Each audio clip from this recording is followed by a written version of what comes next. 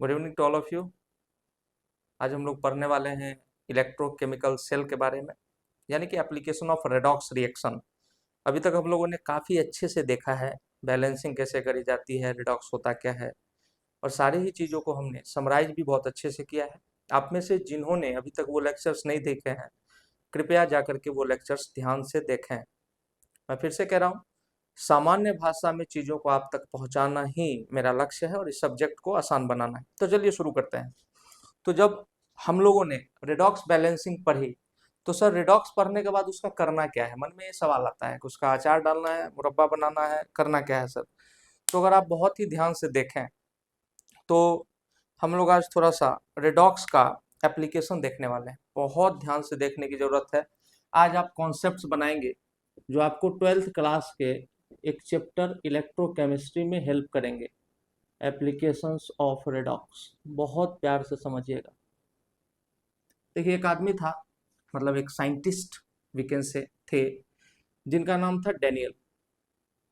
तो डेनियल साहब ने एक रिएक्शन को देखा, ऑब्जर्व किया, और ऑब्जर्व करने के बाद कॉमन मैन और साइंटिस्ट में क्या अंतर होता है कि कॉमन मैन देखता है, बस हो रहा है और उसको छोड़ देता है, उसको कोई एप्लीकेशन उसका समझ में नहीं आता। बट जो साइंटिस्ट होते हैं वो उसके अंदर देखते हैं कि क्या हम इसका कोई उपयोग कर सकते हैं। तो डेनियल ने क्या ऑब्जर्व किया? डेनियल ने ऑब्जर्व किया कि अगर हम एक कंटेनर के अंदर कॉपर सल्फेट का सॉल्यूशन लें, आपको पता होगा, सब लोग जानते हैं इसको, ब्लू विट्रियोल के नाम से जाना जाता है, CuSO4.5H2O, और ये तो वाटर ऑफ क्रिस्टलाइजेशन है। मेन CuSO4 एक्वस भी लिखा मिल सकता है और इसका कलर ब्लू होता है। तो उन्होंने देखा कि जब हम इसके अंदर एक जिंक की रॉड को डिप करते हैं, ये जो रॉड है इसी को हम आगे जाके इलेक्ट्रोड नाम देंगे, अभी हम रॉड कह रहे हैं। तो अगर हम जिंक की रॉड इसके अंदर डिप करते हैं तो देखते हैं कि हमें कुछ ऑब्जर्वेशंस मिलती हैं। बहुत ध्यान से देखिएगा, ऑब्जर्वेशंस क्या क्या मिली हमको सर। फर्स्ट ऑब्जर्वेशन मिला कि सॉल्यूशन का ब्लू कलर जो है वो धीरे धीरे फेड होने लगा, हल्का होने लगा। तो इसका ब्लू कलर फेड हुआ, ब्लू कलर फेड्स अवे। तो आपने कहा कि अच्छी बात है सर। उसके बाद second, blue colour fades away के बाद जिंक रॉड समय के साथ reduces its weight, reduces its weight. थोड़ा हो सकता है कि लेक्चर लंबा हो, बट आपका इलेक्ट्रोकेमिस्ट्री का भी बेसिक क्लियर हो जाएगा, ये मेरा दावा है। तो zinc rod reduces its weight, और थोड़ी सी एक और बात हुई कि यहाँ पर टेम्परेचर जो है वो थोड़ा सा बढ़ गया था। इस पूरे बीकर के अंदर जो सॉल्यूशन था उसका टेम्परेचर थोड़ा सा बढ़ गया था। ये तीनों ऑब्जर्वेशन उन्होंने देखा। इसका मतलब था कि हम लोग एक ऑर्डर पढ़ते हैं, पता नहीं आप लोगों ने किस नाम से याद रखा है। हम लोग पढ़ते हैं, please stop calling me a cute zebra, I like him call smart goat. कहने का ये मतलब है कि हम मेटल को एक्टिव और पैसिव में बांटते हैं, और एक्टिव पैसिव के अंदर जो बीच में आता है रेफरेंस पॉइंट वो है हाइड्रोजन, और इसके नीचे कॉपर आता है। इसका मतलब कॉपर एक लेस रिएक्टिव मेटल है और जिंक एक मोर रिएक्टिव मेटल है। मैं इसके बारे में एक सेपरेट लेक्चर बनाऊंगा जहां एक्टिव और पैसिव और मॉडरेटली एक्टिव मेटल की चर्चा करेंगे हम लोग। केमिस्ट्री में नॉलेज बहुत चाहिए पढ़ने के लिए, यही बस इसलिए बच्चों का कमजोर रह जाता है कि उनको आगे पीछे की जानकारी नहीं होती है। खैर, तो अगर मैं इसको रिएक्शन के रूप में देखूं, ये तो एक प्रोसेस है, ये तो एक एक्सपेरिमेंट है, मैं इसको रिएक्शन के रूप में देखूं तो क्या हुआ होगा? जिंक सॉलिड रहा होगा और CuSO4 एक्वस रहा होगा। आपने बोला ठीक है सर, और इसी के कलर की हम बात कर रहे हैं कि ये ब्लू कलर का था। थोड़ी देर बाद यहाँ पर ZnSO4 एक्वस बन गया होगा और कॉपर डिस्प्लेस हो गया होगा। अगर आप 10th पढ़ करके आए हैं थोड़े भी अच्छे से, तो आपको पता है कि more reactive metal will displace less reactive metal from its solution. तो जिंक ने कॉपर को डिस्प्लेस कर दिया और अभी एक्वस है और ये कॉपर है। मैंने आपको सिखाया है, जिसका ऑक्सीडेशन स्टेट नहीं बदलता उससे हमको कोई मतलब नहीं है। तो इसी रिएक्शन को हम लोग, चूंकि यहाँ सल्फर देखिए +6 में है, ऑक्सीजन -2 में है, यहाँ भी +6 में, ऑक्सीजन -2 में है, मतलब ये लोग का ऑक्सीडेशन स्टेट बदला नहीं। तो जिसका बदला हमको सिर्फ उसी से मतलब है। तो यहाँ अगर हम शॉर्ट में लिखें तो Zn solid plus Cu2 plus aqueous, चूंकि कॉपर का बदल रहा है, कैसे वो देखिए, यहाँ Zn2 प्लस एक्वस बदल गया क्योंकि सल्फेट हटेगा तो SO4 2- के फॉर्म में जाएगा, और साथ में यहाँ पर कॉपर सॉलिड हो गया। आपने कहा कि बिल्कुल सही बात है sir, means zinc is being oxidised and copper is being reduce. Copper यहाँ पर रिड्यूस हुआ है और ये ऑक्सीडाइज हुआ है। आपने कहा सर अच्छे से समझ में आ गया। तो ये देख तो सब लोग रहा था कि जिंक अपना इलेक्ट्रॉन लूज कर रहा है, कॉपर उसी इलेक्ट्रॉन को गेन कर रहा है। तो यहाँ एक एक एक एक एक एंटिटी है जो इलेक्ट्रॉन को दे रहा है, इलेक्ट्रॉन दे रहा है, और दूसरा एंटिटी है जो इलेक्ट्रॉन को कंटिन्यूअसली, और ये रिएक्शन देखो कुछ किया नहीं था हमने, ये अपने आप हुआ था। ऐसे रिएक्शंस जो खुद ब खुद होते हैं, ऐसे रिएक्शंस को केमिस्ट्री में स्पॉन्टेनियस रिएक्शंस कहा जाता है। आई होप आपने मेरे मुंह से सुना होगा, in chemistry the terms are tough, chemistry is not tough, chemistry is very easy. तो इलेक्ट्रॉन एक बंदा दे रहा है, दूसरा ले रहा है। अगर हम बीच में से, इसका मतलब यहां से यहां इलेक्ट्रॉन गया है तो इसका फ्लो हुआ है, फ्लो ऑफ इलेक्ट्रॉन। और आप याद करें तो फ्लो ऑफ इलेक्ट्रॉन को हम इलेक्ट्रिसिटी कहते हैं। और अगर इसमें कोई जुगाड़ हम लगा दें, यहाँ तो जितना जिंक दे रहा था उतना कॉपर ले रहा था, बट अगर हम कोई जुगाड़ लगाएं और बीच में एक लोड कनेक्ट कर दें, तो यहाँ से हम क्या निकाल सकते हैं? आप कहेंगे कि सर इलेक्ट्रिसिटी निकाल सकते हैं। और अगर इलेक्ट्रिसिटी निकाल सकते हैं तो we can use it as a cell. ध्यान से, we can use it as a cell. तो जब हमने इस प्रक्रिया को देखा तो यहाँ पर जितना जिंक के द्वारा दिया जा रहा था इलेक्ट्रॉन, उतना ही कॉपर गेन कर रहा था। आपने बोला सही बात है सर। इसका मतलब ऐसी प्रक्रिया को हम कहेंगे कि सर यहाँ रेडॉक्स तो हो रहा है, लेकिन कौन सा वाला रेडॉक्स हो रहा है? तो this is direct redox. This is direct redox, कि आपने किसी को दिया, उसने सामने से ले लिया, बीच में वो जगह नहीं है जहां से हम इसको यूज करने के लिए इस एनर्जी को निकाल सकें, इसको इलेक्ट्रिकल एनर्जी को हम यूटिलाइज कर सकें। तो अब आगे की कहानी देखिए। अब डेनियल साहब ने इस रिएक्शन को देखा कि ऐसा कुछ होता है और हम इसको यूज कैसे कर सकते हैं। अब आते हैं, इसी का जो यूज करता है, इसी का जो डिवाइस यूज करता है, उसी को हम इलेक्ट्रोकेमिकल सेल कहते हैं। जो डिवाइस इस एनर्जी को यूज कर लेगा किसी फॉर्म में, तो उसी डिवाइस को हम इलेक्ट्रोकेमिकल सेल कहेंगे। आगे का लेक्चर ध्यान से देखिए, आप चाहे तो स्क्रीनशॉट ले सकते हैं। आपने कहा कि ठीक बात है सर, इतना तो समझ में आ ही गया है, बच्चों वाली चीज आ जाती है समझ में सर, बहुत आसान है। ठीक, देखते हैं। मैं फिर से कह रहा हूं, इस लेक्चर को फैशन के लिए ना देखें, ना ही देखने के लिए देखें। आप कॉपी कलम लेकर के जरूर बैठिए, बहुत सारी चीजें सीखने को मिलेंगी आपको। जैसे अब आते हैं हम सेल के ऊपर। तो केमिस्ट्री के अंदर दो तरीके के सेल होते हैं। केमिस्ट्री के अंदर दो तरीके के सेल होते हैं। एक को हम इलेक्ट्रोकेमिकल सेल कहते हैं, बहुत ध्यान से सुनने की आवश्यकता है। एक सेल को हम इलेक्ट्रोकेमिकल सेल कहते हैं, और दूसरे जो टाइप ऑफ सेल है उसको हम इलेक्ट्रोलाइटिक सेल कहते हैं। ये सेल आपको बिल्कुल नहीं पढ़ना है 11th में, मैं थोड़ा सा हिंट दूंगा।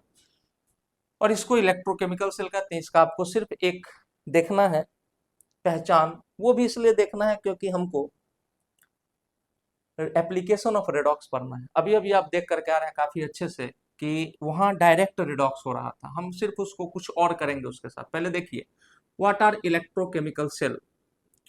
capable of converting capable of converting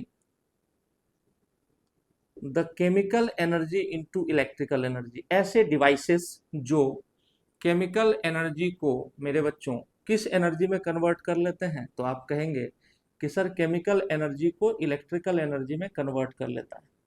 बहुत अच्छी बात है sir. A device capable of converting the chemical energy into electrical energy. आपने बोला बहुत अच्छी बात है। इसको और किसी नाम से जाना जाता है क्या सर? ऑल्सो नोन एज, इन सेल्स को कहा जाता है वोल्टाइक सेल्स। इन सेल्स को कहा जाता है वोल्टाइक सेल। और इसका सबसे बेहतरीन एग्जांपल, और एक नाम याद रख लो, मैंने बोला है केमिस्ट्री में टर्म्स आर टफ, इन्हीं को हम गैल्वेनिक सेल कहते हैं। गैल्वेनिक सेल कहते हैं। आपने कहा कि ये भी समझ में आ रहा है। और इसका एक एग्जाम्पल है बच्चों, जिसको हम कहते हैं Daniell cell. This is just an example, जो भी मैंने पहले दिया था। आगे और देखेंगे हम लोग। इसका जो कन्वेंशन है, जैसे आपने 10th में पढ़ा था कि the directions in the direction of light ray, या sorry the distances in the directions of light ray will be taken as positive. कि अगर आप प्रकाश के किरण की दिशा में आप अगर कोई डिस्टेंस लेते हैं तो आप उसको पॉजिटिव मानते हैं या पॉजिटिव कहते हैं। उसी तरीके से इसका कन्वेंशन है कि एनोड जिसको भी आप लेंगे उसको आप निगेटिव इलेक्ट्रोड मानेंगे, उस मेटल की रॉड को इलेक्ट्रोड कहा जाता है। और कैथोड जिसको भी आप लेंगे उस पर आप पॉजिटिव साइन दिखाएंगे। क्यों ऐसा किया गया उसका एग्जांपल यहाँ मैं दे रहा हूँ। इलेक्ट्रोलाइटिक सेल जो हमको नहीं पढ़ना है, ये क्या कर रहा है, केमिकल एनर्जी को इलेक्ट्रिकल एनर्जी में कन्वर्ट कर रहा है। किस प्रकार की केमिकल एनर्जी? ऐसी केमिकल एनर्जी मेरे बच्चों जो किसी भी स्पॉन्टेनियस का मतलब खुद ब खुद होने वाले रिएक्शन से मिलता है। और इलेक्ट्रोलाइटिक सेल क्या होता है? इलेक्ट्रोलाइटिक सेल है, इट यूजेज इलेक्ट्रिसिटी, ये इलेक्ट्रिसिटी को यूज करता है, it uses electricity to carry out non spontaneous reaction. बहुत सुंदर तरीके से सुनने की आवश्यकता है, यहीं पर कॉन्सेप्ट छुपा हुआ है। मतलब कोई ऐसा सेल जो इलेक्ट्रिसिटी का यूज कर ले, कोई ऐसा सेल जो इलेक्ट्रिसिटी का यूज करे। किस इलेक्ट्रिसिटी का? जो आप बाहर से प्रोवाइड करेंगे ऑब्वियसली किसी न किसी सेल के माध्यम से, और किसी एक ऐसे रिएक्शन को कराए जो नॉर्मल कंडीशन में नॉन स्पॉन्टेनियस है। अगर आपको कभी मौका मिले तो आप गूगल पे कास्टनर केल्नर सेल की पढ़ाई कर सकते हैं, आप नेल्सन सेल देख सकते हैं। इसमें आप प्रिपेयर कर रहे होंगे कास्टिक सोडा यानी कि NaOH। याद रखिएगा, नाम बड़े महत्वपूर्ण है। NaOH को कास्टिक सोडा कहा जाता है और KOH को कास्टिक पोटास कहा जाता है। आपने कहा बहुत अच्छी बात है सर, ये सब तो जान रहे हैं, हालांकि आप जान नहीं रहे। खैर, तो कास्टनर केल्नर सेल, नेल्सन सेल, ये सारे इलेक्ट्रोलाइटिक सेल होते हैं। पहचान क्या है? अगेन कन्वेंशन, सारी दुनिया ने माना है, आपको भी मानना है। कन्वेंशन ये है कि अगर आप किसी भी सेल का एनोड पॉजिटिव देखें लिखा हुआ और कैथोड निगेटिव देखें, तो आप खुद समझ जाएंगे कि वो सेल पक्के से इलेक्ट्रोलाइटिक होगा। क्या यहाँ पढ़ना है सर? नहीं पढ़ना है। ये सेल आपको 12th में इलेक्ट्रोकेमिस्ट्री चैप्टर में पढ़ना है। इसका हमको थोड़ा सा एग्जाम्पल देना होगा। बहुत अच्छे से समझ रहे हैं आप। और देखिए नाम, voltaic cell, galvanic cell, anode negative, cathode positive, मतलब इलेक्ट्रोकेमिकल सेल। कौन सा सेल होता है? किसी भी स्पॉन्टेनियस रिएक्शन की एनर्जी को, किसी भी स्पॉन्टेनियस रिएक्शन की केमिकल एनर्जी को कन्वर्ट करने में कैपेबल हो। किसमें? इलेक्ट्रिकल एनर्जी में। आपने कहा ठीक है, जुगाड़ देखो, इंडिया जुगाड़ से ही चल रहा है, तो थोड़ा सा जुगाड़ देखते हैं। आप इसको जरा नोट डाउन कर लेंगे। चलिए, कहीं भी वीडियो को आप पॉज कर सकते हैं, क्लास वाली बात नहीं है कि आपको साथ में ही चलना है, आप अपनी सुविधा के हिसाब से कर सकते हैं, लेकिन कॉपी पेन लेके सीखें जरूर। अब आइए जरा देखते हैं। अब क्या है कि हम लोग यहाँ पर सुपरफिशियली नहीं, थोड़ा सा अंदर घुस के इलेक्ट्रोकेमिकल सेल की पढ़ाई करने वाले हैं। आपने बोला ठीक है सर पढ़ा दो, तो मैं पढ़ा रहा हूँ आपको कि एक कंटेनर में हम लोग एक इलेक्ट्रोड दिखा रहे हैं, देखिए जरा बहुत ही अच्छे से। दूसरे कंटेनर में हम लोग दूसरा इलेक्ट्रोड दिखा रहे हैं, दूसरा कंटेनर, और ये आपका दूसरा इलेक्ट्रोड है। आपने कहा कि ठीक है सर, मान लिया आपकी बात। और इसके अंदर आपका जो सॉल्यूशन है वो कॉपर सल्फेट है एक्वस फॉर्म में। इसके अंदर जो आपका सॉल्यूशन है ये जिंक सल्फेट है एक्वस फॉर्म में। तभी तो देखो पानी में जाएगा, तभी तो आयन के फॉर्म में टूटेगा। देखो बहुत सारी बातें जो भी आप सीखेंगे। खैर, अब ये किसका रॉड है? तो ये जिंक रॉड है आपके सामने, और ये जो आपका रॉड है that is your copper rod. आपने कहा सर अद्भुत बात है, ये कॉपर सल्फेट के अंदर कॉपर का ही रॉड, जिंक सल्फेट के अंदर जिंक का ही रॉड। और अब हम इसको कनेक्ट करेंगे मेरे बच्चों, और बीच में अमीटर लगा देंगे ये देखने के लिए कि क्या यहाँ पर जो डिफ्लेक्शन है वो इस डायरेक्शन में हो रहा है या नहीं हो रहा है। आप कहोगे सर ऐसा क्यों किया? कॉपर सल्फेट में जिंक का रॉड डाल देता तो रिएक्शन तो हो ही रहा था, लेकिन याद करो वो रिएक्शन डायरेक्ट रेडॉक्स था। We are not able to utilise that reaction. But इस केस में अब यहां से यहां तक इलेक्ट्रॉन को फ्लो करके जाना होगा। सर यहां से ही इलेक्ट्रॉन क्यों जाएगा? क्योंकि ये मोर रिएक्टिव मेटल, अभी बताया आपको, कॉपर की तुलना में। तो ये इलेक्ट्रॉन फटाक से रिलीज करेगा, मतलब कॉपर से पहले ये इलेक्ट्रॉन रिलीज करेगा। और जब कॉपर के साथ ये कनेक्शन में है तो ये तो ऑब्वियसली कॉपर से पहले रिलीज करेगा ही, because copper is a passive metal, इसके तुलना में बहुत ही कम रिएक्टिव होता है। तो ये इलेक्ट्रॉन देगा और ये इलेक्ट्रॉन लेगा। और याद रखिए कि हमने इस सेटअप के थ्रू हमने डायरेक्ट रेडॉक्स को क्या बना लिया है? हमने डायरेक्ट रेडॉक्स को इनडायरेक्ट रेडॉक्स बना लिया। अब इस टॉपिक का सबसे बड़ा कॉन्सेप्ट मैं आपको बताने वाला हूं, तो अगर आपको थोड़ा भी देखने में ऐसा लग रहा है तो एकदम ध्यान से फोकस्ड होकर के सुनिएगा, नहीं तो दिमाग से बात निकल जाएगी। आपने बोला ठीक है, देखते हैं मैं क्या बोल रहा हूँ। फिर से आइए, एक कंटेनर, मैं 10 बार सिखाऊंगा आपको, जब तक आप सीखेंगे नहीं, समझेंगे नहीं, याद नहीं करेंगे, आगे नहीं बढ़ूंगा मैं। और इस कंटेनर के अंदर हमने एक रॉड डाला, ठीक है, हमने इसको इनडायरेक्ट रेडॉक्स बना लिया डायरेक्ट से, ताकि हम बीच में से करंट जनरेशन कर सकें। मैं मिटा रहा हूँ इस बात को, डायरेक्ट इनडायरेक्ट रेडॉक्स क्या होता है आप समझ चुके हैं शायद। अब इस कंटेनर के अंदर गौर से देखिए, अब इस कंटेनर के अंदर हम कॉपर सल्फेट डाल के रखे, सॉरी जिंक सल्फेट डाला था हमने लेफ्ट साइड में, देखिए इसमें जिंक सल्फेट और इसमें कॉपर सल्फेट और कॉपर की रॉड। आपने बोला ठीक है। अब क्या होगा कि जिंक बीइंग मोर रिएक्टिव, जो ज्यादा रिएक्टिव मेटल है, मतलब इलेक्ट्रोपॉजिटिव इलेक्ट्रॉन फटाक से देगा, तो ये Zn2 प्लस 2 इलेक्ट्रॉन में टूटेगा। देखो यहाँ इलेक्ट्रॉन दूर जा रहा है, मतलब इलेक्ट्रॉन निकल रहा है, इसलिए ये प्रक्रिया क्या है, ऑक्सीडेशन है। और दूसरे तरफ कॉपर, कॉपर क्या करेगा, जो इलेक्ट्रॉन 2 मोल निकला है जिंक से उसको एब्जॉर्ब करेगा और ये बन जाएगा कॉपर सॉलिड। तो देखो addition of copper is, sorry addition of electron is reduction and removal of electron is oxidation. आपने कहा कि हाँ सर अच्छी बात है, समझ में भी आ रहा है। अब यहाँ क्या हुआ होगा, गौर करिए, ये जिंक सल्फेट सॉल्यूशन पहले कुछ नहीं होगा भैया, जिंक सल्फेट में जिंक की रॉड डाले हो, पहले कोई रिएक्शन नहीं हो रहा है, ये भी जिंक है अंदर भी जिंक है। लेकिन जैसे ही आपने यहाँ कनेक्शन किया थ्रू अमीटर, अब यहाँ पर इलेक्ट्रॉन्स जाने शुरू हो जाएंगे। इलेक्ट्रॉन जाएंगे तो इस पूरे सरफेस पे देखो निगेटिव निगेटिव निगेटिव निगेटिव क्या जा रहे हैं, मैं लिख ही देता हूँ ताकि आपको क्लैरिटी और ज्यादा हो जाए। देखिए इलेक्ट्रॉन जा रहे हैं, इलेक्ट्रॉन जा रहे हैं, इसका मतलब कि जिंक यहाँ पर आत्महत्या कर रहा है सॉल्यूशन में कूद के Zn2 प्लस के फॉर्म में, फिर आया Zn2 प्लस के फॉर्म में। अब याद करिए कि जिंक रॉड का वेट थोड़ा रिड्यूस हो गया था, क्योंकि जिंक अपने आयन के फॉर्म में, जैसे इलेक्ट्रॉन भेज रहा है इसका मतलब जिंक आयन के फॉर्म में टूट रहा है, Zn2 प्लस बना रहा है। और यहाँ पर कॉपर, और इस सॉल्यूशन में क्या था अगर आपको याद हो तो ये सॉल्यूशन में ZnSO4 था, मतलब Zn2 प्लस और SO4 2 माइनस के फॉर्म में था। ये भी एक्वस रहा होगा और ये भी एक्वस रहा। कोई भी आयनिक कंपाउंड वाटर के अंदर जाएगा, being a polar solvent water will dissociate it into its cation and anion. दूसरी तरफ इस सॉल्यूशन में क्या था, CuSO4 एक्वस था, तो ये Cu2 प्लस एक्वस में जा रहा था और SO4 2 माइनस एक्वस में जा रहा था। आपने कहा अच्छी बात है सर। तो इस सॉल्यूशन के अंदर Cu2 प्लस जो थे, ये इलेक्ट्रॉन को आता हुआ देख लेते हैं कि भैया इलेक्ट्रॉन आ रहा है, और फिर आ रहा है, और फिर यहाँ पर पहुंच गया। तो जैसे इसने देखा इलेक्ट्रॉन आ रहा है, ये फटाफट इस पे चढ़ना शुरू कर देगा। Cu2 प्लस इधर से भी इधर से भी, बहुत आराम से समझिएगा। इस पूरे इलेक्ट्रोड पर निगेटिव चार्ज जमा थे और इस पूरे इलेक्ट्रोड पर समय के साथ क्या हो जाएंगे, Cu2 प्लस आ रहा है, मतलब पॉजिटिव पॉजिटिव पॉजिटिव पॉजिटिव। बहुत ध्यान से समझिएगा, इतना डिटेल में जा करके आपको कोई नहीं समझाएगा। ये पहला फोटो है जहां मैंने आपको बताया इनडायरेक्ट रेडॉक्स बनाने का तरीका, कि डायरेक्ट रेडॉक्स को हम इनडायरेक्ट रेडॉक्स में कन्वर्ट कर लिए।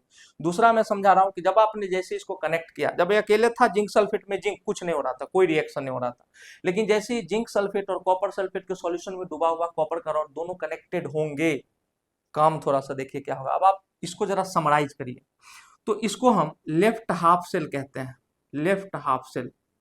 मैंने आपको पहले ही बताया कि जब भी किसी सेल में एनोड निगेटिव हो और कैथोड पॉजिटिव हो, तो आप समझ जाइएगा कि वो सेल एक इलेक्ट्रोकेमिकल सेल है।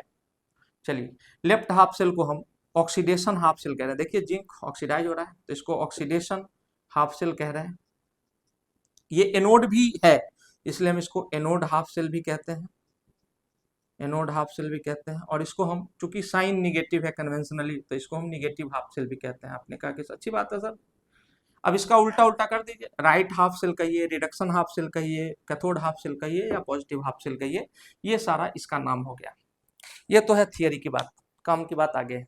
चलिए आगे बढ़ते हैं, बहुत आराम से समझ रहे हैं, ठीक है, बहुत आराम से समझ रहे हैं, ठीक है। चलिए ये आप लिख लीजिएगा अलग से, आपने बोला ठीक है सर लिख लेंगे। चलिए, तो इससे जब हम आगे बढ़ते हैं बच्चों, इससे आगे बढ़ते हैं, अब कहानी क्या है सर, अब कहानी है कि ये इलेक्ट्रॉन का डायरेक्शन तो ऐसे है, लेकिन उसी समय पर थोड़ी देर बाद यहाँ से इलेक्ट्रॉन उठ उठ के यहाँ पे जा रहा है, मतलब ये वेट में थोड़ा सा कम होता जाएगा क्योंकि इसके आयंस Zn2 प्लस फिर से आ रहे हैं।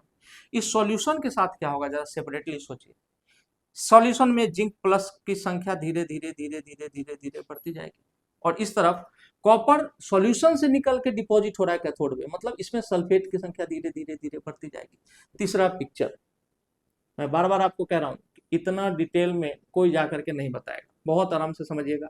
यहाँ पर आपका ये इलेक्ट्रोड था, यहाँ पर आपका इलेक्ट्रोड था, इलेक्ट्रोड की कहानी खत्म है। इस इलेक्ट्रोड पर धीरे धीरे धीरे निगेटिव चार्ज जमा हो रहा है, इस पर पॉजिटिव चार्ज। सॉल्यूशन के साथ क्या हो रहा है, तो सॉल्यूशन याद करिए, कॉपर तो ऊपर जा रहा था, तो इस सॉल्यूशन के अंदर सिर्फ सल्फेट आयन आपको दिखेंगे अधिक मात्रा में बढ़ते हुए, और इसके अंदर चूंकि जिंक नीचे कूद रहा था, आत्महत्या कर रहा था, तो यहाँ पर Zn2+ आपको काफी मात्रा में बढ़ते हुए दिखाई देंगे। फाइनल पिक्चर क्या होगा सर, अंत में क्या होगा, अब मैं बना रहा हूं इसको मिटा करके, बहुत ध्यान से चलिए फाइनल पिक्चर यहाँ बनाते हैं, आइए फाइनल पिक्चर बनाते हैं। और इसके बाद भी अगर आपको समझ में नहीं आया तो थोड़ी परेशानी तो है।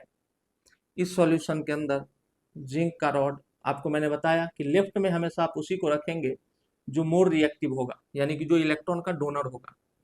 अब आपका यहाँ पर लगा हुआ है अमीटर, और अब फाइनल पिक्चर मैं बना रहा हूँ इस सॉल्यूशन के अंदर। देख लीजिए आपका Zn2+ जो भी था, थोड़ा सा प्यार से देखना है, थोड़ा सा दूसरा कलर भी मैं यूज कर लेता हूँ ताकि आपको थोड़ी सी क्लैरिटी और मिल जाए। अब देखिए फाइनल पिक्चर क्या रहा सर। यहाँ पर तो आपने पहले बता दिया था कि इस पूरे इलेक्ट्रोड पर निगेटिव चार्ज जमा है, खूब अच्छे से, negative negative negative negative negative. इस पे पॉजिटिव पॉजिटिव, क्योंकि Cu2+ ऊपर चढ़ रहा था इलेक्ट्रॉन की खोज में, इलेक्ट्रॉन अपना दनादन इधर से इधर की तरफ मूव कर रहा है, आपने बोला ये भी ठीक है। आखिरी बात कि यहाँ पर इस तरफ ये निगेटिवली चार्ज है, तो इस सॉल्यूशन में कौन सा आयन बढ़ रहा था, याद करिए Zn2+, तो इस सॉल्यूशन के अंदर पॉजिटिव चार्ज जमा होता जाएगा और इसके अंदर निगेटिव चार्ज जमा होता जाएगा। क्यों? क्योंकि इसमें SO4 2- का कंसंट्रेशन बढ़ रहा था। अच्छा, अब यहां से यहां इलेक्ट्रॉन किस कारण से फ्लो करता है, तो उस कारण को हम बोलते हैं EMF, इलेक्ट्रोमोटिव फोर्स। नाम में ही झोल है, नाम में ही झोल है, कहने के लिए एक फोर्स है बट एक्चुअल में इट इज एन एनर्जी। फिर से रिपीट कर रहा हूं, electromotive force is not a force, it is an energy, because if it is a force it must have a direction, but it has no direction. इसकी direction हम conventionally तय करते हैं। Electromotive force is an energy, जिसको आप potential difference भी कहते हो। जिस डायरेक्शन में पोटेंशियल डिफरेंस जितना ज्यादा होगा, जिस डायरेक्शन में पोटेंशियल डिफरेंस जितना ज्यादा होगा, उस डायरेक्शन में इलेक्ट्रॉन आपका फ्लो करना शुरू कर देगा, उस डायरेक्शन में इलेक्ट्रॉन आपका फ्लो करना शुरू कर देगा। आपने कहा कि सर अच्छी बात है, देखिए जरा बहुत ही प्यार से देखिए। अच्छा, क्यों सर इतना जोर डाल रहे हो? क्योंकि इलेक्ट्रोमोटिव फोर्स एक एनर्जी है विच ड्राइव्स इलेक्ट्रॉन, ये इलेक्ट्रॉन को ड्राइव करता है एक एंड से दूसरे एंड तक। आपने बोला ठीक है। अब थोड़े समय बाद क्या होगा बच्चों, जैसे जैसे पोटेंशियल डिफरेंस था, तो पोटेंशियल डिफरेंस की वजह से इलेक्ट्रॉन इधर से इधर फ्लो करेंगे, और आपने 10th में पढ़ा है कि अगर इलेक्ट्रॉन का फ्लो एनोड टू कैथोड है तो करंट का फ्लो कैथोड टू एनोड माना जाएगा, बिल्कुल माना जाएगा। थोड़ी देर बाद क्या होगा, ये क्यों फ्लो हो रहा था करंट, पोटेंशियल डिफरेंस के कारण। वो ड्राइविंग एनर्जी चाहिए उसको, पर यूनिट चार्ज को एक वर्क डन चाहिए, एक धक्का चाहिए। लेकिन थोड़ी देर बाद क्या होगा, थोड़ी देर बाद ये होगा, क्या होगा, थोड़ी देर बाद ये होगा कि जितना धक्का इसको इधर से मिल रहा था, इसका अपोजिट चार्ज यहां जमा हो गया है, तो उतना ही धक्का इसको इधर से मिलना शुरू हो जाएगा। सपोज करिए कि हम एक वायर यहां लगाएं, सॉल्यूशन से लगाएं, यहां से यहां, ऐसा होता नहीं है, सपोज करा रहा हूं। तो अब क्या होगा, देखिए यहां निगेटिव से पॉजिटिव जा रहा था, अच्छा, तो इस डायरेक्शन में इलेक्ट्रॉन्स जा रहे थे, तो करंट का डायरेक्शन ऐसे था। आपने बोला ठीक है, इलेक्ट्रॉन के मूवमेंट का अपोजिट डायरेक्शन में पॉजिटिव चार्ज का मूवमेंट होता है, और उसी को हम कन्वेंशनली करंट कहते हैं, इलेक्ट्रिक करंट कहते हैं। आपने कहा ठीक है।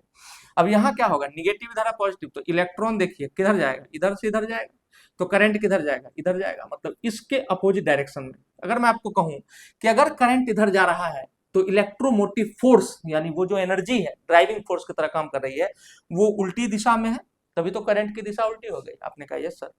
एक समय ऐसा आएगा मेरे बच्चों, थोड़ी ही देर बाद इस सेटअप में, कि जितना इधर की तरफ इलेक्ट्रोमोटिव फोर्स है, उतना ही अपोजिट डायरेक्शन में भी इलेक्ट्रोमोटिव फोर्स, यानी कि वो एनर्जी होगी जो इलेक्ट्रॉन को ड्राइव कर रही थी। तो आप कहेंगे बिल्कुल सही बात है सर, और करंट जीरो हो जाएगा, और आपका जो अमीटर का जो नीडल था वो बिल्कुल स्ट्रेट जीरो पे, काम खत्म, इतना मेहनत बर्बाद।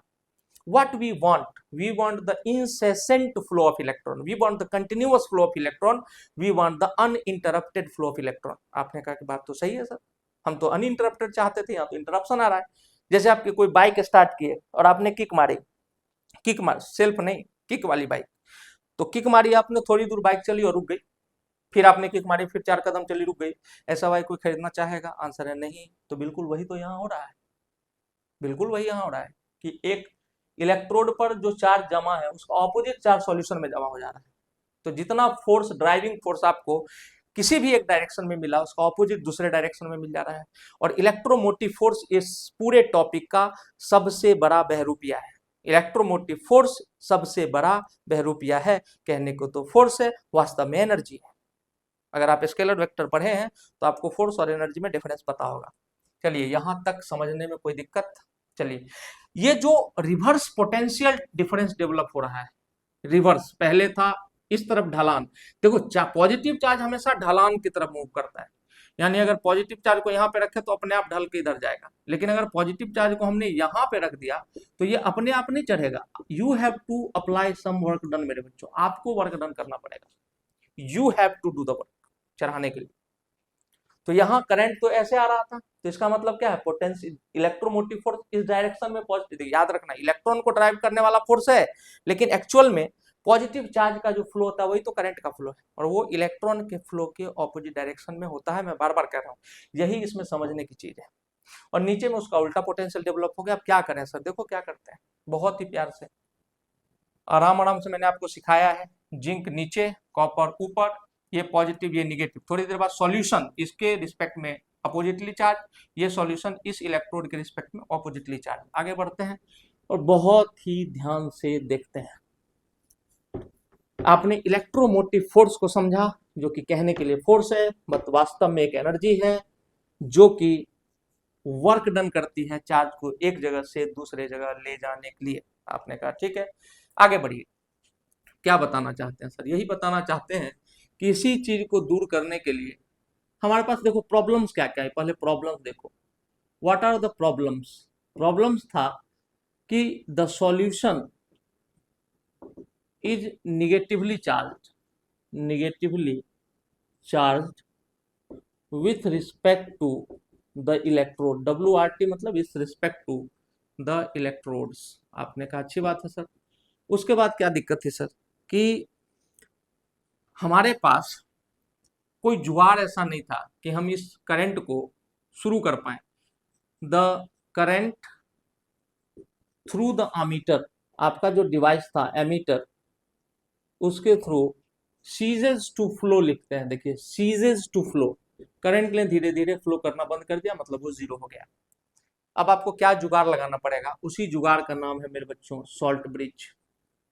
अब आप सॉल्ट ब्रिज खरीद के लाएंगे जो कि सेमी सॉलिड स्टेट में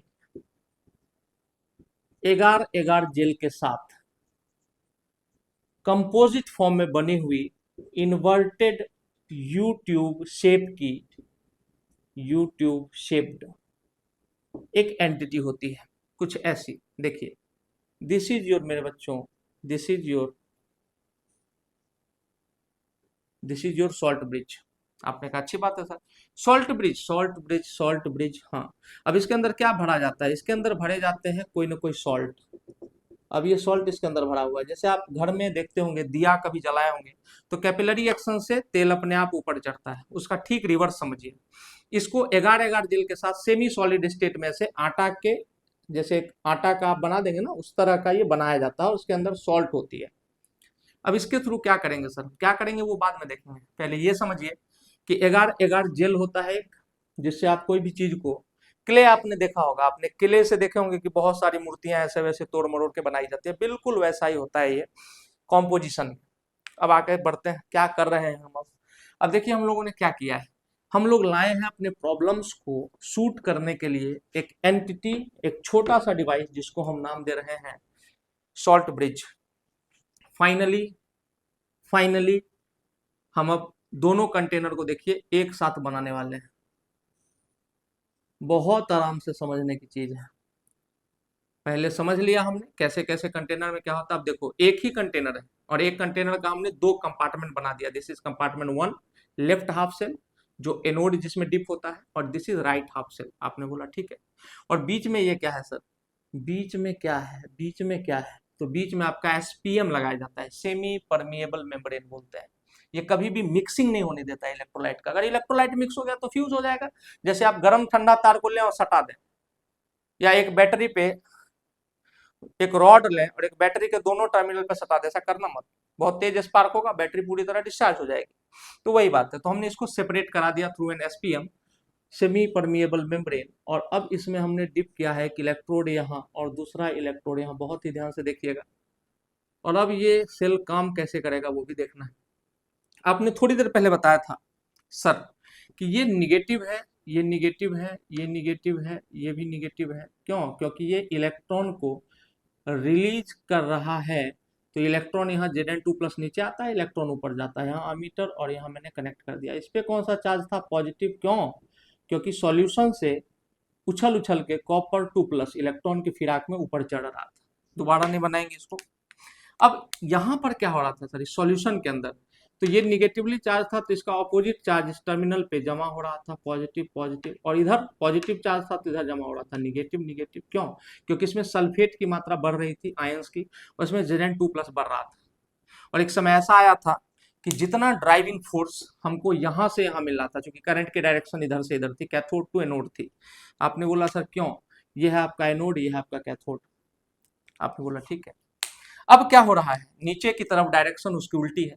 तो देखो, इसको कहते हैं जंक्शन, और इसीलिए इस पोटेंशियल को कहा जाता है लिक्विड लिक्विड जंक्शन पोटेंशियल। मेरे बच्चों फिर से, लिक्विड लिक्विड जंक्शन। मैंने कहा था कि इलेक्ट्रॉन का फ्लो तो ऐसे हो रहा है, लेकिन करंट का फ्लो उसका ऑपोजिट है, और जो डायरेक्शन करंट के फ्लो का है वही डायरेक्शन ईएमएफ का भी होता है। आपने कहा सर ईएमएफ तो एनर्जी है, डायरेक्शन लेस है। तो भाई वही तो कह रहा हूं मैं, इसकी डायरेक्शन फिक्स नहीं होती है। जिस दिशा में वर्क डन हो रहा है उसी वही उसकी डायरेक्शन। जो स्केलर क्वांटिटीज होती हैं, क्या उनको कोई दिशा नहीं दी जा सकती? बिल्कुल दी जा सकती है, लेकिन always it is not mandatory that it must have some direction and some magnitude, ऐसा नहीं है। तो आपने बोला ठीक है, electromotive force is an energy, electromotive force is an energy. आप समझिए बात को। आपने कहा ठीक है।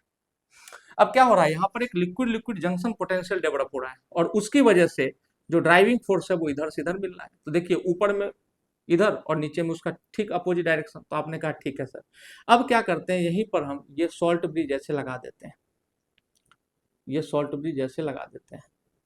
अब इस सॉल्ट ब्रिज में कुछ सॉल्ट था जो अपने आप इस इलेक्ट्रोलाइट में घुल करके नीचे आना शुरू हो जाएगा, इस इलेक्ट्रोलाइट में। अब देखिए, बाहर से सॉल्ट ब्रिज को मान लीजिए इस सॉल्ट ब्रिज में K2SO4 नाम का सॉल्ट भरा हुआ था, जो कि टूटेगा। 2 मोल K है, और मैंने आपको पढ़ाया है कि potassium will never change its oxidation state, तो एक ही प्लस लेगा, और 2 प्लस चार्ज है, और SO4 2 माइनस, तो 2 माइनस चार्ज भी है।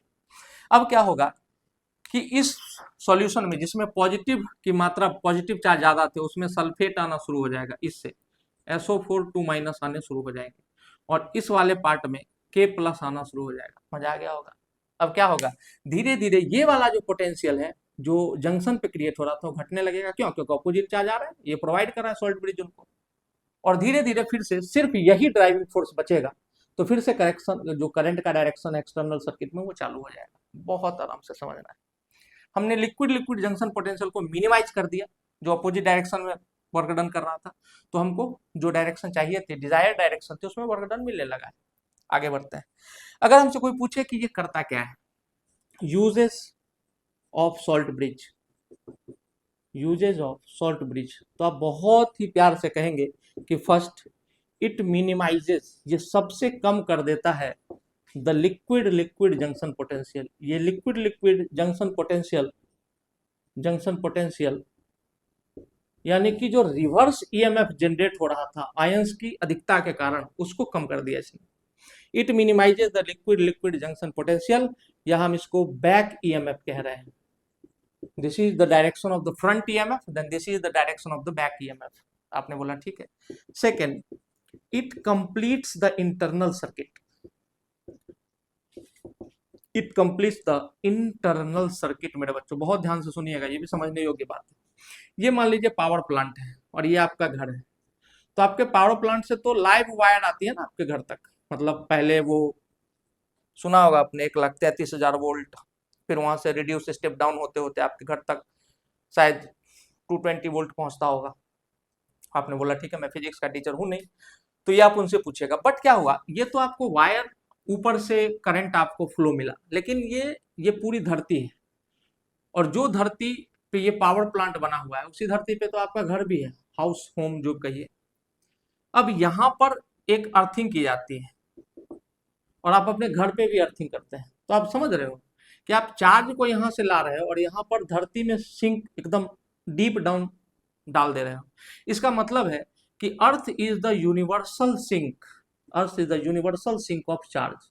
दुनिया में जितना भी चार्ज है सब धरती में समा सकता है, और आपने यहाँ पर इसको धरती में डाला, ये भी यहाँ पर अर्थिंग को यहीं पे लगा के रखा है, तो भैया धरती तो सेम है। इसका मतलब आपने क्या पूरा कर दिया, you have completed the external circuit as well as internal circuit. देखो आपने सर्किट को क्लोज कर दिया, और for the flow of current the circuit has to be closed. तो यहाँ पर इसने सिर्फ जंक्शन जंक्शन पोटेंशियल को मिनिमाइज नहीं किया है, इसने क्या किया है, completes the internal circuit also, it completes the internal circuit also. It also maintains the overall neutrality of the electrolyte. ये एक overall neutrality, electrical neutrality of the electrolyte को भी क्या करता है, कांस्टेंट रखता है। अब आपने क्या किया, सोचो, अब आपने क्या किया, बहुत ही प्यार से, अब आपने पूरे सिस्टम को डिजाइन कर लिया है और अब आपका करंट का फ्लो कभी नहीं रुकेगा। लेकिन एक बात है कि what are the essential conditions for salt bridge. Essential condition कभी कभी पूछ लिया जाता है आपसे, 12th मतलब 11th में तो नहीं पूछेगा, बट हाँ 12th में इलेक्ट्रोकेमिस्ट्री में पूछेगा। तो इसेंशियल कंडीशन क्या क्या है सॉल्ट ब्रिज के लिए, अगर आप यहाँ पर देख पा रहे हैं तो इसेंशियल कंडीशन जो है सॉल्ट ब्रिज के लिए, कंडीशन ऑफ सॉल्ट ब्रिज, मान लो कि यहाँ पर निगेटिव चार्ज आपने बोला था कि इस वाले सॉल्यूशन में पॉजिटिव चार्ज जमा हो गए, सर इस वाले में मिटा रहा हूँ, इस वाले सॉल्यूशन में पॉजिटिव चार्ज जमा हो गए और इस वाले पार्ट में निगेटिव चार्ज जमा हो गए। क्यों, क्योंकि इस पे निगेटिव था तो यहाँ पॉजिटिव जमा हो गया था, और इस पे पॉजिटिव था तो अंदर में सॉल्यूशन में निगेटिव चार्ज था। अब आपका अगर मानिए प्रश्न उठता है कि सर मानिए इस निगेटिव चार्ज को न्यूट्रलाइज करने के लिए जो आयंस आ रहे हैं वो आज पहुंच गए, और जो पॉजिटिव चार्ज को न्यूट्रलाइज करने जा रहा है वो परसों पहुंचा, तो क्या इसमें फ्लो सिक्योर किया जा सकेगा करंट का? आंसर है नहीं, बिल्कुल नहीं। इसका मतलब क्या होना चाहिए, essential condition for salt bridge, तो पहला होना चाहिए कि mobility, the mobility of cation and anion must be same, must be same या नियरली सेम। मतलब जितने समय में इस वाले सॉल्यूशन में पोटेशियम आए और इस नेगेटिव चार्ज को डाउन करे, उतने ही समय में सल्फेट को आके इसको डाउन करना पड़ेगा। मोबिलिटी को म्यू कहते हैं, आयनिक मोबिलिटी कहते हैं इसको, आयंस जितनी तेजी से मूव करते हैं। आपने बोला ठीक है। दूसरा कि इट शुड बी इनर्ट। अब यहां पर देखो यही है केमिस्ट्री कि इनर्ट का डेफिनेशन यहां लगे। इनर्ट का मतलब ये नहीं कि ये डिसोसिएट ना हो और इस चार्ज को कम ना करे, यहाँ इनर्ट का मतलब है it must not form precipitate. जैसे अगर आपका एक सेल हो जो कि इलेक्ट्रोकेमिकल सेल है, निकल सिल्वर सेल मान लीजिए है, और आपने इसमें 11 जेल के साथ मिक्स करके डाल दिया KCl, एक सॉल्ट है KCl, तो अगर KCl को आप इस सॉल्यूशन में भेजोगे तो आपको पता है कि KCl has the tendency to form AgCl, और AgCl क्या है सर, एक प्रेसिपिटेट है, ये सॉल्युबल नहीं है। तो जैसे यहाँ पर प्रेसिपिटेट आएगा, आयनिक कंडक्टिविटी को छेड़ना शुरू कर देगा, आयनिक कंडक्टिविटी धीरे धीरे कम हो जाएगी। जरा गौर से सुनिए, आयनिक कंडक्टिविटी कैसे होती है सर, इलेक्ट्रॉनिक कंडक्टिविटी और आयनिक कंडक्टिविटी में अंतर क्या है। इलेक्ट्रॉनिक कंडक्टिविटी में इलेक्ट्रॉन्स खुद मूव करते हैं, और आयनिक कंडक्टिविटी में आयन एक सरफेस प्रोवाइड करता है इन द हाइड्रेटेड फॉर्म, और इलेक्ट्रॉन उसमें बैठ बैठ के जा रहा है। जैसे एक तो आप खुद पैदल चल रहे हो और एक आपका टुक टुक में 5-5 लोग बैठ के जा रहे हैं। तो ionic conductivity is slightly different from the electronic conductivity, और ionic conductivity is measured by ionic mobility, जिसको हम म्यू से रिप्रेजेंट कर रहे हैं। तो दो कंडीशन है, the mobility of cation anion must be same, और दूसरा it should be inert. Inert मतलब it should not form precipitate, it should not form precipitate, ये प्रेसिपिटेट नहीं बनाना चाहिए, फॉर्म लिख लीजिएगा। उम्मीद करते हैं कि अब आपको समझ में आ रहा है।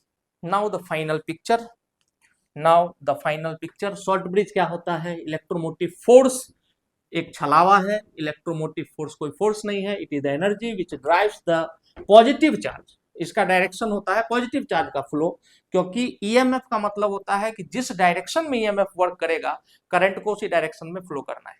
आपने बोला ठीक है, थोड़ा सा डीप बात है, आप और थोड़ा सा बुक्स में पढ़ेंगे और क्लैरिटी मिलेगी। आप आगे बढ़ते हैं। अब फाइनल कंडीशन पे आ जाते हैं। हमने एक लिया कंटेनर, एक कंटेनर में बनाया कंपार्टमेंट। हमेशा लेफ्ट में मोर रिएक्टिव को रखते हैं। ये क्या है सर, आप अपने से तय किया? नहीं नहीं नहीं, पूरा दुनिया मिलकर तय किया भाई। और इसमें हम मोर रिएक्टिव मेटल का इलेक्ट्रोड यानी कि मेटल का रॉड डाल देते हैं, और इसमें हम लेस रिएक्टिव मेटल का रॉड डाल देते हैं। आपने कहा ये भी बात ठीक है सर, सही कह रहे हैं आप, लेस रिएक्टिव का। और यहाँ पर हम लोग करंट का फ्लो मेजर करने के लिए एक अमीटर लगाते हैं, लगा दिया। इसमें जिंक सल्फेट था ZnSO4 एक्वस, और इसमें CuSO4 एक्वस था, जो कि हमने डाल करके इसको, ये किसकी रॉड थी? कॉपर की। ये किसकी रॉड थी? जिंक की।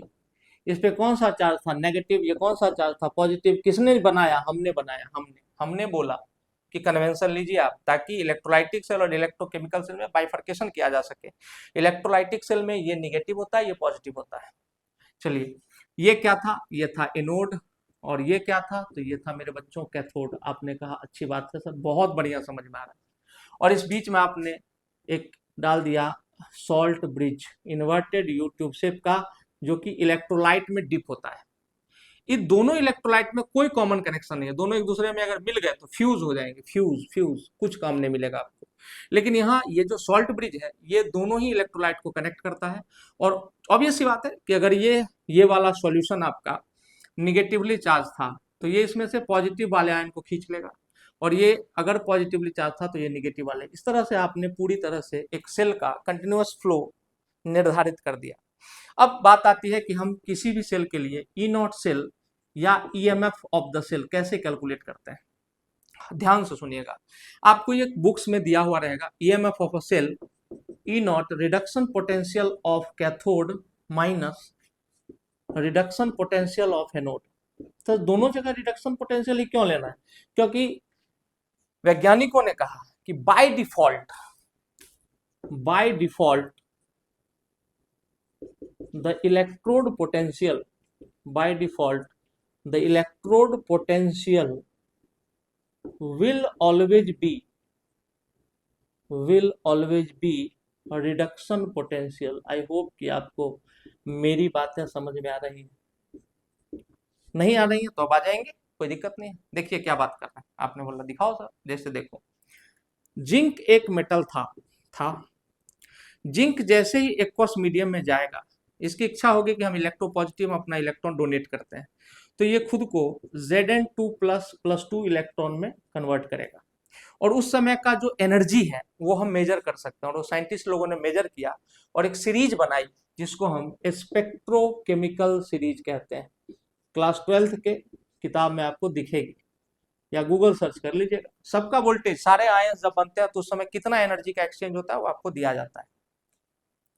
एक्चुअली में electrode potential is the degree measure of stability of a cation in an aqueous solution. What is degree measure? Degree measure एक नंबर होता है, वो नंबर आपको बताता है कि कोई कैटायन किसी सॉल्यूशन में कितना ज्यादा स्टेबल या अनस्टेबल है। आपने कहा ठीक है। अब जिंक सॉलिड है और ये Zn2++2 इलेक्ट्रॉन में जा रहा है। यहाँ क्या हो रहा है मेरे बच्चों? ऑक्सीडेशन हो रहा है। तो इसका जो ऑक्सीडेशन पोटेंशियल होता है, इसका जो ऑक्सीडेशन पोटेंशियल होता है वो कैसा होता है? तो आप कहेंगे कि इसका जो एक्चुअल वैल्यू है वो मैं लिख रहा हूं। इसका वैल्यू होता है सर +0.76 वोल्ट। अच्छा, कॉपर क्या है सर? कॉपर इसके तुलना में लेस रिएक्टिव है, तो ये Cu2+ में 2 इलेक्ट्रॉन लेता है और ये चला जाता है Cu सॉलिड में। और इसका ये रिडक्शन पोटेंशियल, क्योंकि यहाँ रिडक्शन हो रहा है तो रिडक्शन पोटेंशियल, यहाँ ऑक्सीडेशन हो रहा है तो ऑक्सीडेशन पोटेंशियल, ये होता है +0.34 वोल्ट। बहुत ही ध्यान से सुनिएगा। अब ऑक्सीडेशन और रिडक्शन एक दूसरे की ऑपोजिट प्रोसेस है। अगर मैं इस रिएक्शन को उल्टा लिखूं, इसको भी रिड्यूस होता हुआ दिखाऊं, तो Zn2++2 इलेक्ट्रॉन मैंने उल्टा कर दिया इसको। अब प्रोडक्ट क्या हो जाएगा? Zn solid. तो आपने अगर इस रिएक्शन को उल्टा किया तो यहाँ पर जो हीट चेंज है उसका साइन भी उल्टा हो जाएगा। मतलब कि पहले ये जो एनर्जी है ये आप दे रहे थे, ये आपको देनी पड़ रही थी बाहर से, खुद नहीं होना चाह रहा था ये रिड्यूस। देखो जरा, यहाँ पर क्या है, मतलब ये रिड्यूस नहीं होना चाह रहा था, एक्चुअल में ऑक्सीडाइज होना चाह रहा था। अब ये Zn सॉलिड बना तो इसका रिडक्शन पोटेंशियल हो गया, क्योंकि अब ये भी प्रोसेस क्या है, both the process are reduction. तो इसको साइन पलट देना सिर्फ, तो क्या हो जाएगा? -0.76 वोल्ट। आई होप कि आप समझ रहे हैं, नहीं तो एक दो बार फिर से मैं बताऊंगा। मेटल खुद से क्या करना चाहेगा, इलेक्ट्रॉन को बाहर फेंकना चाहेगा, क्योंकि इलेक्ट्रोपॉजिटिव होता है। तो अगर ये इलेक्ट्रॉन को बाहर फेंकेगा, इसका मतलब ये खुद को क्या कर रहा है, ऑक्सीडाइज।